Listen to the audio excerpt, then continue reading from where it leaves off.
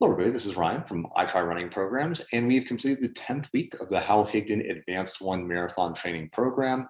This was a bit of more of a distance-filled week. You can see, even though there's mainly just easy running at the start of the week, there was a middle distance run, roughly of about 9 miles, ran there.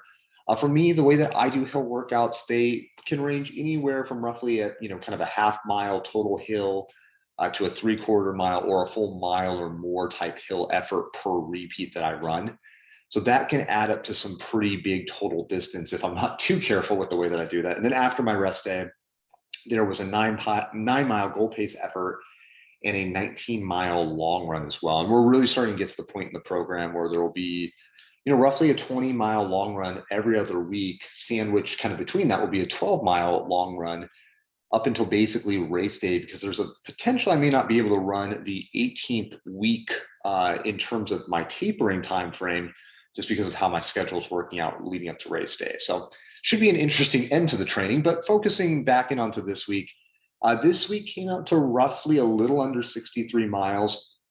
And there's a reason behind this that I'll kind of talk about a little bit later in the video. And this was also something that I don't talk about a ton, but this was probably some of the more vertical gain in terms of total vertical gain that I've gotten in a week, really since starting training. In fact, I think this ended up being somewhere around about 1/15th, 1/14th of my total vertical gain for the entire year was gained on this week of running.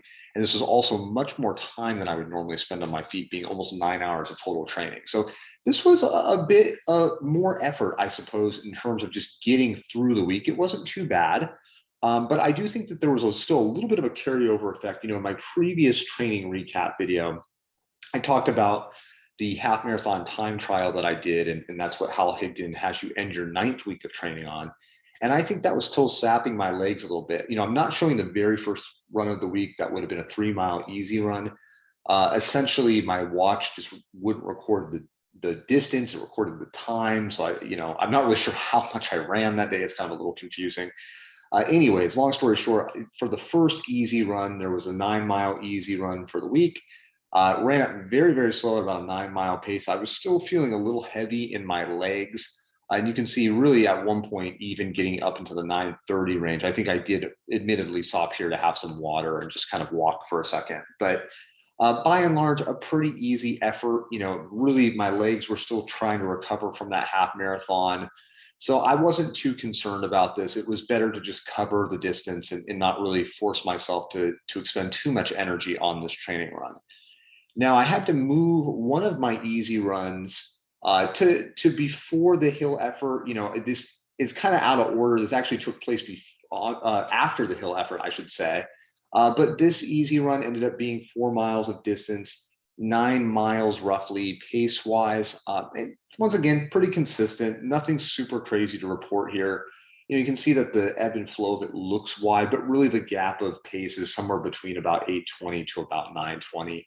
So relatively consistent, easy run there as well. Now, in terms of getting into some of the more important workouts, the first one would be the 6x hill workout that I did. And essentially how I did this week to kind of help break up the monotony. If you've watched my previous training videos, a lot of times I do these repeats up Constitution Boulevard. I'll run up Constitution Boulevard, back down it, and up again. And that would be, the up and the back would be one repeat. And I would do that again and again and again until I hit my total. This time to break that up, I ran a hill that's here on Nantucket Boulevard 2 times. I ran up a hill, and the street name is escaping me now, but it's basically a hill that tracks up here through kind of the middle between Nantucket to Constitution. Essentially that repeat I ran twice, and then I ran Constitution Boulevard twice for 2 repeats. And that's how I got my total for 6 hills. Now, what I liked is that really, regardless of where I ran, minus this particular mile here, where I believe I may have stopped to drink a little bit of water, the time was really, really consistent overall. You can see I kept all of those miles roughly in the 8:20 to 8:30 range. It's kind of strange how consistent that was outside of a few outlier miles. Really kept it all within that 8:20 to 8:30 range and did a little bit close to about 13.5 miles. So this became a very good kind of longer middle distance run, but some good training stimulus here. Total elevation in terms of vertical gain would be 300 feet or so. For CIM, roughly the total vertical gain that you would get during the event would be roughly 670 or so feet. So this is pretty typical of what you would see on race day in terms of total vertical gain. And so this is why I'm starting to like these hill workouts quite a bit, because it's helping me to get a little bit more of a feel. Now, naturally, I'm not pushing myself that hard. I would say this is, no more than a 70% total effort. So this basically, the short of it is that it's trending very, very well. If I'm doing this well when I'm not running that hard, it does speak to the fact that my legs are getting a lot stronger and I am picking up some speed from some of the other workouts. Now, with that in mind, in terms of the first kind of really hard workout of the week, was a 9-mile pace run, goal pace run, I should say, that I did over in the seaside area, a little bit more near Monterey. The good thing about this particular course that I ran is that it has a little more opportunity to work with rolling hills once again. This is something I've been harping on all throughout my training program, is that I really want to get used to running up and down hills, because that's a lot of what you're going to be doing at CIM.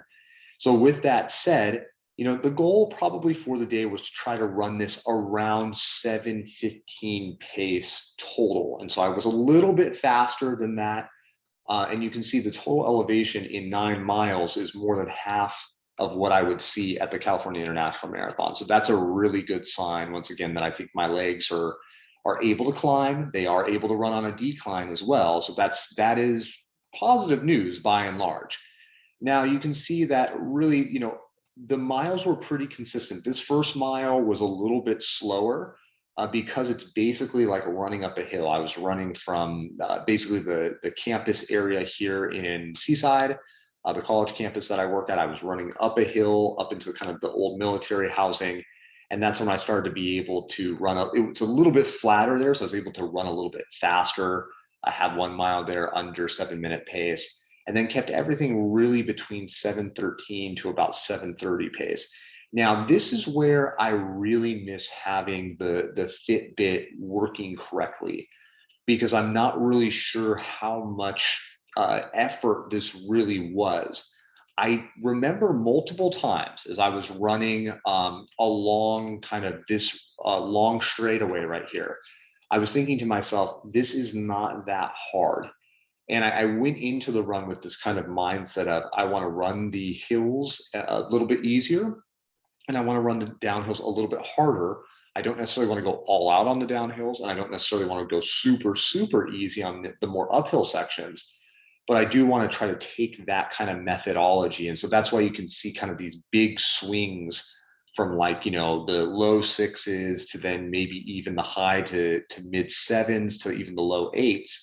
Because at that point where I was more near 8-minute miles, you knew I was going uphill, and where I was closer to the 6-minute mile, I was running downhill. And so that gives you a good idea of how I was trying to kind of maximize, those two variations in terms of the vertical gain and the vertical loss, I suppose.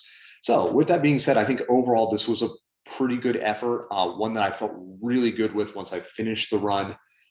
Once again, I'm just liking how I'm handling non-flat courses, because so much of my running leading up into the earlier parts of this year, and even the earlier parts of this training, was very, very flat runs. And so it was really difficult to know if I was going to have good legs for CIM, because basically I couldn't really tell how that would translate to more hilly courses. So with that said, I was very, very happy with both the pacing and relatively how easy this felt. This was comparatively not a very hard effort. It felt maybe slightly a touch harder than my half marathon time trial the previous week. And that makes sense given that there was more vertical gain. Now, this was kind of the first weird kind of mix up in my training program that I have. And the original goal on Saturday, the 16th of October there, was to run my long run of 19 miles this week. So you can see I got up really early at 4:30. I was going to go out and plod for 19 miles. And I just felt bad. The minute I woke up, I pretty much knew I didn't think I was going to be able to complete the run. But I wanted to get out there before my wife's, kind of work day started. So my goal was to get the whole run in and get back before she had to leave at about 7 o'clock or so. and it just wasn't happening. I mean, I think I knew basically by mile 3, once I got kind of the Nantucket area or so of Salinas, that really I didn't have my legs, and I had brought food with me so that I could simulate eating on the run, and just really wanted to make it a good effort for that long run, and try to run it reasonably around 8 minutes pace or so, and it just wasn't going to happen. So I decided to cut the run short and come home. And it kind of motivated me. I was thinking of just holding off and just skipping the long run for this week. But for whatever reason, it did motivate me to run the long run the next day. And that long run went, I mean, just about as perfectly as I could have hoped for, given the time, kind of the time before, the day before being as horrible as it was, I suppose. So even though I didn't get the whole 19 miles, and this was strictly because of time, my wife had to go to work that morning, so I wanted to be able to get home in time. I just left a little bit later, about 6 in the morning, and that's really what kept me from being able to complete the full 19 miles. It wasn't like I ran out of energy or anything like that. So with that being said, I think the big differential between these two runs to start with was the sleep. I just know I can't get up at about 4 o'clock and run, at least not right now. My body's just not acclimated to that. But with this kind of whole thing said, there's a lot of great things you can see in this run. First, the overall pace was 7:41, and most of my miles were in loosely the low to mid sevens. So that's trending very, very nicely for the marathon. This ended up being kind of my second best estimated half marathon, which I thought was really interesting. But you can see outside of really the first, 6 or so miles, most of the mid to late miles were in the 7:30-ish range or a little bit lower. In fact, the last mile and a half, I should say, trended about at the 6:45 pace on average, maybe even a little bit faster. So it was good to see that I still had a ton of energy left in my legs, and I was not very tired during this last mile and a half. So that was really, really excellent. Now, the reason why this run probably started a little bit slower for me was, frankly, it was still dark outside when I was beginning the run, and I always get a little bit worried about tripping. I can be a little clumsy out there. But by and large, when you see that the vast majority of the miles were in the sevens, and once again, I felt really, really good. I felt like I had plenty of energy in my legs. This was a really, really positive effort. You can see I kept it relatively consistent and just got faster, by and large, throughout the run. So that was really, really exciting to see that basically from mile 13 on, and maybe even a little bit sooner, maybe you could even argue about mile 10 and a half, I was just getting slowly faster and faster and faster as I went on. So that was good, because the other factor of that is that's not with a lot of downhill help. You can see some small variations there where there'd be a little bit of downhill, but by and large, I believe that's kind of a net uphill section. So that was really, really positive. Once again, just another run that I think gives me some great confidence going into future weeks. Now, I'll preface the next week of training by saying, because of the 9 mile run that was basically the failed long run the day before, I decided to cut a couple of runs this week out of my schedule, give myself a couple more full days off for recovery. I think that will be helpful in just feeling a little bit less dead in my hamstrings and quads. And I've had a little bit of a mild off and on Achilles tendonitis type feeling. I don't know if it's truly Achilles tendonitis, but at least a little bit of a niggle in that tendon on my left side, my left leg, I should say. So that's something that I'm keeping an eye on for future training weeks. But by and large, I think things are still going quite well. I have probably about 5 weeks of heavy training left, followed by a couple of weeks of tapering. I'll probably be able to taper 1 week, which is unfortunate. But by and large, I'm liking where I'm heading, just continuing to go the same way that I'm going. I'm loving my shoes. I'm loving my gear. I'm feeling really, really pumped right now. I think things are trending great on this program. I'm a huge fan of it. But with all of that said, I'll see you guys next week for the update on week 11 of the training program.